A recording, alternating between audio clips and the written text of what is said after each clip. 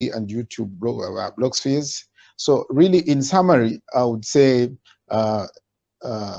in view of the foregoing, discussion, the public policy recommendations can you make for our hardworking government of His Excellency Hakainde Hichilema, Dr. Kasonso? Thank you, Robbie. As we head towards the close, the public recommendations, public policy recommendations this week is, first of all, there is an interrelationship between business and politics. As far as the date with China is concerned, government should keep eyes on the opposition. For those who are sabotaging that effort and giving comfort to our international cooperating partners, that our once all-weather friend should now become our only friend. Government should do that. And I think that if particularly the Patriotic Front that borrowed that money is giving false comfort that there is money in the economy that can be paid, government should be monitoring the steps of the Patriotic Front. And if possible, if they try to undermine the government's effort, then we must be courageous enough to close the Patriotic Front for the good of the country in national interest. Where they are undermining public policy in a national interest, we should close that enterprise. Two, in relation to the PPP, the people are going to learn. Zambians learn very well when new things come. And when the project is robust and people are working, they are subcontractors, they are providing things. The government can do more to explain to the people and educate the masses. Public education should not stop. The government should continue educating people on that. And then regarding the small business development is the only hope for us to fix the economy in the long term. Government should adopt a research-based approach of seeking to identify the correct people and creating opportunities to promote those enterprises and create markets for them in the economy. I think those, so the first thing is do a lot more positive explanation and give some people the information they need on the PPP, on the dual carriageway. That's an expansion. It's an addition to the economy, and it's Zambian money rolling within the economy and satisfying more players.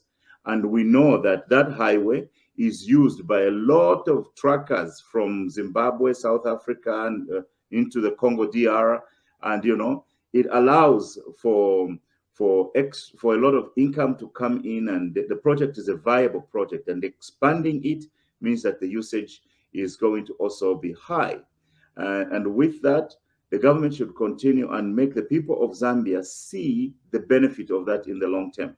And they should also ignore a lot of this talk where people are calculating numbers without considering the net present values, without taking into account the weighted average cost of capital, and just those simplistic calculations. The multiplicity of economic activities around this project can actually help and improve the economy.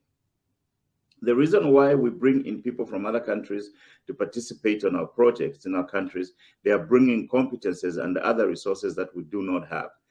That is in a fashion that is additive.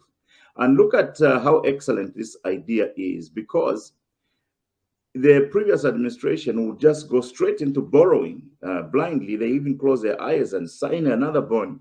And in the meantime, the Bank of Zambia has no capacity to pay. So that's a brilliant move. So 3 takeaways for public policy. Monitor the steps of the Patriotic Front. If it's undermining government in the negotiations with the Chinese, we should close the Patriotic Front.